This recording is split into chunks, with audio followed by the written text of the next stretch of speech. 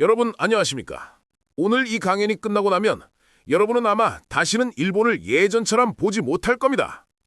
우리가 이미 그들을 넘어섰다는 충격적인 현실을 마주할 것이기 때문입니다.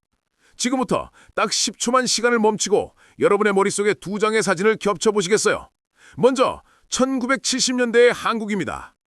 1인당 국민소득 100달러, 전기가 끊기던 서울의 밤, 독일 탄광에 눈물로 외화벌이를 하러 가던 광부와 간호사의 뒷모습, 아시아 최빈국의 얼굴입니다. 그리고 그 옆에 지금 이 순간에 2025년 한국을 겹쳐봅니다. 모바일 신분증으로 운전을 하고 K-팝이 전 세계를 휩쓸며 K-방산이 나토 국가의 전차 계약을 휩쓸어가는 세계 표준 선도국의 모습입니다. 단 50년, 이 극적인 두 사진 사이의 공간을 채운 힘은 무엇이었을까요? 그리고 이 질문에 대답해 보시겠어요? 단 50년 만에 아시아 최빈국에 있던 한국이 아시아 유일의 G3였던 일부를 어떻게 넘어설 수 있었을까요? 영상을 시작하기 전 구독과 좋아요는 저에게 큰 힘이 됩니다. 그럼 시작하겠습니다. 이건 단순한 감정 싸움이 아닙니다. 숫자가 말해줍니다. 2023년 구매력 평가 기준 1인당 GDP에서 한국은 이미 일본을 추월했습니다. 그리고 더 충격적인 것은 최근 대졸 초임 연봉이나 평균 임금 통계에서도 한국이 일본보다 더 높은 수치를 기록하고 있다는 사실입니다. 일본의 엘리트 지성인들조차 이를 인정합니다. 일본의 저명한 경제학자 노구치 유키오 교수는 20년 뒤 일본의 1인당 GDP는 한국의 2배 이상 뒤처질 것이며 일본이 지칠에서 물러나고 한국이 그 자리를 대신해도 할 말이 없다고 경고했습니다. 정말 뼈아픈 현실이죠. 50년 전만 해도 한국은 1인당 국민소득 100달러를 겨우 넘기던 최빈국이었습니다. 독일로 광부와 간호사를 보내 외화를 벌어와야 했고 일본에게 굴욕적인 원조금을 받던 나라였죠. 당시 일본 언론은 한국을 가난한 동생 취급하며 기술 전수에 매우 소극적이었습니다. 이랬던 나라가 단 반세기 만에 원조국을 경제적으로 앞지르고 소프트 파워와 기술력에서 세계 표준을 제시하게 되었습니다. 이게 어떻게 가능했을까요? 우연일까요? 아닙니다. 저는 이것이 바로 문명사적인 대역전극이자 인간의 정신력이 만들어낸 필연이라고 생각합니다. 이 질문에 대한 가장 충격적인 답은 역설적이게도 한국이 아닌 일본에서 나왔습니다. 최근 도쿄 최고의 강당에서 일본 엘리트들을 대상으로 한 강연이 있었는데 그 자리에서 일본 최고의 지성인 중 한 명인 미야모토 다쿠야 교수가 이런 고백을 던졌습니다. 우리의 패배주의와 안일함, 그리고 한국의 처절한 도전 정신이 이 50년의 격차를 만들었습니다. 평화헌법은 핑계였습니다. 한국은 가난 속에서도 미래에 투자하는 고통스러운 결단을 했지만 우리는 이미 가진 것에 안주하며 회의만 반복했습니다. 우리는 속도에서 졌고 결국 정신력에서 졌습니다. 저는 이 고백에 모든 답이 있다고 봅니다. 오늘 우리는 이 질문의 답을 찾기 위해 한국과 일본의 결정적인 대립 구도가 발생했던 4번의 순간으로 시간 여행을 떠날 것입니다. 이 4번의 순간은 단순히 기술이나 경제가 아닌 시스템 혁신 능력과 국가적 DNA의 차이를 보여줍니다. 이 4순간은 곧 교육인재, 속도 디지털, 생존자주, 감성문화라는 4가지 핵심 DNA를 형성했습니다.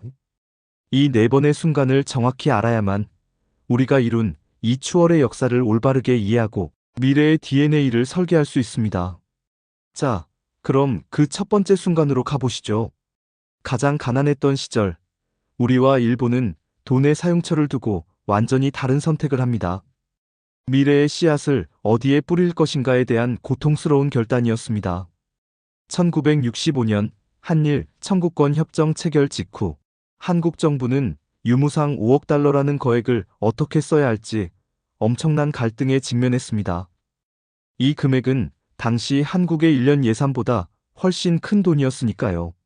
솔직히 말하면 당시 많은 정치인과 국민들은 당장 배고파 죽겠는데 식량 문제 해결, 소비재 수입, 혹은 공장 건설 등 단기적인 산업 기반 확충에 써야 한다고 강력히 주장했습니다.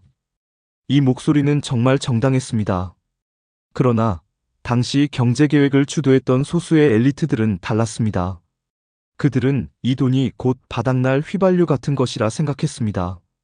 이들에게는 미래의 씨앗을 심는 것이 더 중요했죠. 그들이 내린 고통스러운 결단은 바로 이 돈의 상당 부분을 교육과 사회, 인프라에 장기적으로 투자하는 것이었습니다. 당장 배고픔을 달래기 위해 빵을 사는 대신 밀을 심는 고통스러운 선택을 한 것입니다. 구체적으로 이 자금은 포스코 건설과 경부고속도로 건설 같은 미래 산업 기반에 투입되었을 뿐 아니라 과학기술 인력 양성을 위한 카이스트 설립 등 미래 인적 자원에 대한 강력한 의지로 이어졌습니다. 당시 정부가 인적 자원이라는 미래 자본에 투자하겠다는 강력한 의지를 보이지 않았다면 20년 뒤 한국은 반도체 산업을 일으킬 수 없었을 겁니다. 이 결단이 더 드라마틱한 이유는 그 돈을 벌기 위한 국민들의 희생이 있었기 때문입니다. 여러분, 당시 독일에 파견되었던 광부와 간호사들의 이야기를 아실 겁니다. 그들이 지하 수백 미터 막장에서 석탄을 캐고 타국에서 눈물을 삼키며 환자들을 돌봤던 이유가 무엇이었을까요? 바로 내 자식만은 가난을 물려주지 않겠다는 절절한 교육열 때문이었습니다. 그들이 한국으로 송금한 돈은 외화 획득의 핵심이기도 했지만 그 돈의 대부분은 결국 자식들의 교육비로 들어갔습니다. 이처럼 개개인의 처절한 도전 정신이 모여 국가적인 인적자원 혁신을 만들어냈습니다. 정말 대단한 정신력이었습니다. 반면 당시 일본은 어땠을까요? 1964년 도쿄 올림픽을 성공적으로 개최하며 이미 선진국 대열에 들어섰던 일본은 현상 유지와 안일함에 빠져 있었습니다. 일본 기업들은 한국에게 핵심 기술 전수를 꺼렸습니다. 이유는 간단했습니다. 그들에게는 선진 기술은 우리 일본만이 다룰 수 있다는 뿌리 깊은 우월 의식이 있었습니다. 심지어 그들은 한국 기술진에게 당신들이 이 기계를 만지면 고장낼 것이라는 모욕적인 발언까지 서슴지 않았다고 합니다. 일본은 이미 잘 나갔기 때문에 인재를 새롭게 키우거나 시스템을 혁신할 필요성을 느끼지 못했습니다. 한국이 미래의 씨앗을 심을 때 일본은 이미 성숙한 과실을 따는 데만 집중했던 것입니다. 이 1960년대의 교육 투자 결정이 20년 뒤 한국의 반도체와 IT 인재들이 일본 기술력을 맹추격할 수 있었던 근본적인 배경이 됩니다. 이렇게 미래를 준비했더라도 다음 위기의 순간에 전혀 다른 선택을 했다면 어땠을까요? 1997년 한국은 국가부도 위기에 처했고 일본은 잃어버린 10년에 빠져듭니다. 위기를 대하는 속도의 차이가 모든 것을 갈랐던 두 번째 순간으로 넘어가 보겠습니다. 두 번째 결정적 순간은 1997년 IMF 외환 위기 때입니다.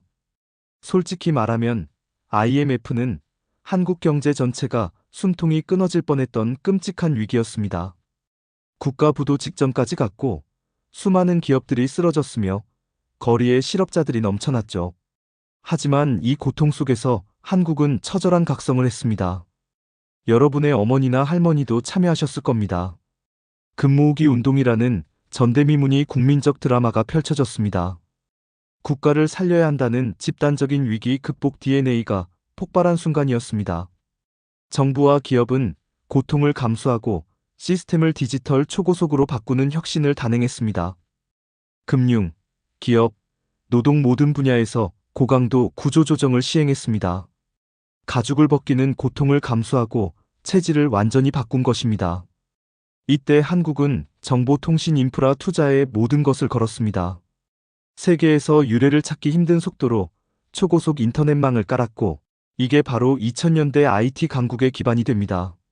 한국은 100만 회선 구축 목표를 수년 내 달성했고 CDMA 등 모바일 혁신을 선도했습니다. 바로 이 속도의 DNA가 한국의 기술 혁신을 상징하게 되었습니다. 반면 같은 시기 경제 위기를 겪고 있던 일본은 어땠을까요? 일본은 이 위기를 버티면 된다고 생각했습니다. 관료주의의 침묵이 나라를 덮쳤습니다. 회의만 거듭하고 검토만 했습니다. 구체적으로 한국이 3년 안에 전국망을 구축한 것과 달리 일본은 10년이 넘는 시간 동안 이 문제로 논쟁만 했습니다. 일본 기업들은 장인 정신이라는 이름 아래 변화를 거부하며 속도를 놓쳤습니다. 은행은 아직도 종이 서류와 팩스를 고집했고, 경영진은 기존 성공 방식을 버리지 못했습니다. 이 결정의 속도 차이가 지금의 IT, 금융, 제조 분야의 격차를 만들어냈습니다. 위기를 성장 기회로 삼은 한국과 위기 속에서 현상 유지에 집착한 일본의 명확한 차이입니다. 정말 뼈아픈 차이였죠. 일본의 IT 거물이었던 손정혜 회장은 당시 일본의 상황에 대해 이렇게 비판했습니다. 저는 당시 일본 정부의 초고속 인터넷망 구축을 간청했지만 돌아온 답은 선진국인 일본에는 필요 없다는 오만한 대답뿐이었습니다.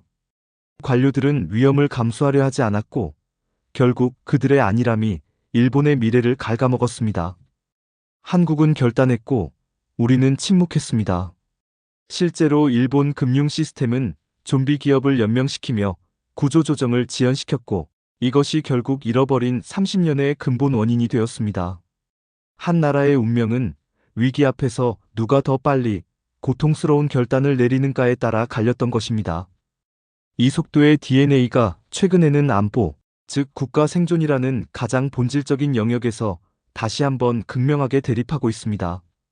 한국은 자주 국방을 위한 초고속 결단을 내린 반면 일본은 평화헌법 뒤에 숨어 또다시 안주를 택합니다. 이게 바로 우리가 주목해야 할 세 번째 결정적 순간입니다. 세 번째 결정적 순간은 가장 최근 2022년 러시아-우크라이나 전쟁 이후의 방산 정책 대비에서 드러납니다. 한국은 전쟁을 보며 자주 국방의 필요성을 절감했고 K-방산을 국가 주력 산업으로 키우는 초고속 결단을 내립니다. 한국의 K-방산 수출은 단순히 돈을 버는 것을 넘어 국가적 생존 의지를 전 세계에 증명한 사건이었습니다. 폴란드가 K 전차와 K9 자주포를 급히 원했을 때 한국 정부와 기업은 6개월 만에 모든 계약과 준비를 끝냈습니다. 주말도 없이 서류 작업이 진행되었고 빨리빨리 문화가 긍정적인 힘으로 폭발했습니다. K-방산은 단순한 납품이 아니라 경쟁국 대비 저렴한 가격, 뛰어난 성능, 그리고 무엇보다 신속한 기술 이전을 약속하며 고객 맞춤형 지원을 했습니다. 이 국가적 결단력과 속도는 나토 국가들에게 강력한 신뢰를 주었습니다.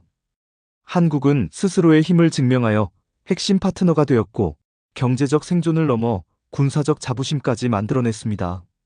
하지만 일본은 어땠을까요? 다시 그 일본 교수의 고백을 인용하고 싶네요. 평화헌법은 핑계였습니다. 진짜 이유는 우리가 변화를 거부했기 때문입니다. 일본은 스스로를 지킬 권리조차 미국에 의존하며 막대한 돈만 내는 지갑형 동맹에 만족했습니다. 일본의 방위산업계와 관료들은 새로운 무기를 개발하거나 수출하는 위험을 감수하기보다는 현상 유지와 미국 의존이라는 패배주의에 머물렀습니다. 일본은 평화헌법 구조 개헌 논쟁에 발목이 잡혀 방산 수출이 막혔고 이는 기술 발전 정체로 이어졌습니다. 한국은 스스로의 생존을 걸고 도전했지만 일본은 안주라는 달콤한 함정에 빠져버린 것입니다. 이것이 결국 안보와 기술, 경제 전반에서 한국에게 추월당하는 결정적인 결과를 초래했습니다. 정말 뼈아픈 교훈이죠. 마지막 결정적 순간은 경제적 추월보다 훨씬 강력한 감성적 지배력의 추월입니다. 바로 K-컬처입니다. 2010년대 중반 이후 BTS, 블랙핑크 같은 K-팝 아티스트들의 등장은 단순히 음악을 넘어 한국이라는 브랜드 자체를 전 세계 젊은이들에게 매력적인 이미지로 각인시켰습니다. 압도적인 통계를 보세요. 빌보드 차트 점령, 유튜브 조회수, 신기록, 수억 명에 달하는 글로벌 팬덤. 규모는 가히 폭발적입니다. 이 성공은 우연이 아닙니다. 일본의 아이돌 시스템이 내수 중심, 제한적 소통 모델에 머물렀다면 한국은 글로벌 지향의 고도화된 연습생 시스템, SNS 기반 초연결 모델로 시장의 판을 완전히 바꿨습니다. 한국의 시스템이 속도와 혁신으로 세계 표준을 재편한 것입니다. K드라마와 K영화 역시 마찬가지입니다. 봉준호 감독의 기생충, 넷플릭스의 오징어 게임은 전 세계를 사로잡았습니다. 이 작품들이 성공한 이유는 보편적인 인간의 불평등과 욕망이라는 주제를 한국적인 방식으로 가장 솔직하고 날카롭게 담아냈기 때문입니다. 이로 인해 한국의 스토리텔링은 전 세계 시청자들의 감성 깊숙이 침투했습니다. 이 결과 옥스퍼드 영어 사전에는 25개 이상의 한국어 단어가 한꺼번에 등재되는 전례 없는 문화적 파급력이 발생했습니다. 과거에는 선진국 일본을 통해 한국 문화가 간접적으로 소개되던 시절도 있었죠. 하지만 지금은 상황이 완전히 역전되었습니다. 한국의 소프트 파워가 아시아를 넘어 북미, 유럽까지 선도하고 있는 겁니다. 이 문화적 힘은 결국 브랜드 가치 역전으로 이어집니다. 과거 메이드 인 저펜이 상징하던 품질과 신뢰가 이제는 메이드 인 코리어가 상징하는 힙함, 속도, 혁신의 이미지로 바뀌었습니다. 한국의 IT 기기, K-뷰티, K-푸드에 대한 글로벌 수요 증가는 이 문화적 추월이 경제적 효과로 직결되고 있음을 증명합니다. 자, 이제 마무리를 해봅시다. 우리는 오늘 한국과 일본의 50년 격차를 만든 4가지 순간을 정리했습니다. 이 대역전극의 핵심은 결국 도전 정신과 고통스러운 결단력이었습니다. 하지만 여러분, 우리가 이 놀라운 역사를 만들었다고 해서 안주해도 될까요? 지금 이 순간, 과거의 일본처럼 우리 사회의 어느 곳에서는 관료주의적 침묵이나 안일한 현상 유지가 일어나고 있지는 않습니까? 최근 한국의 잠재 성장률 하락, OECD, 최고 수준의 저출산 문제, 높은 가계부채는 우리가 30년 전 일본의 모습을 따라가고 있는 것은 아닌가 하는 뼈아픈 질문을 던집니다. 우리의 다음 상대는 어디일까요? 중국인가? 인도인가? 아니면 우리 스스로에 안주하고 싶은 마음일까요? 기억해야 할 4가지 핵심 교훈입니다. 투자 방향 일본이 단기 현금 원조에 만족할 때 한국은 미래 인재 교육이라는 장기 투자에 집중했습니다. 위기 속도 한국은 IMF 위기를 체질 개선의 기회로 삼아 디지털 혁신을 가속화했지만 일본은 관료주의적 침묵으로 시간을 허비했습니다. 국가 결단력 한국은 자주국방 결단으로 방산 주권을 확보했지만 일본은 평화 헌법 뒤에 숨어 변화를 거부했습니다. 문화적 지배력 한국은 글로벌 지향 시스템으로 감성을 장악했지만 일본은 내수 중심 갈라파고스에 갇혔습니다. 한국의 성공은 결코 우연이 아닙니다. 이 역사적 대역전극은 안주하면 무너지고 도전하면 승리한다는 명확한 교훈을 우리에게 주고 있습니다. 여러분은 이 대역전극을 가능하게 한 정신적 자산이 뭐라고 보십니까? 여러분의 깊은 통찰이 담긴 의견을 댓글로 남겨주시고 이 이야기가 더 많은 사람들에게 전달될 수 있도록 좋아요와 구독으로 채널에 힘을 실어주십시오. 감사합니다.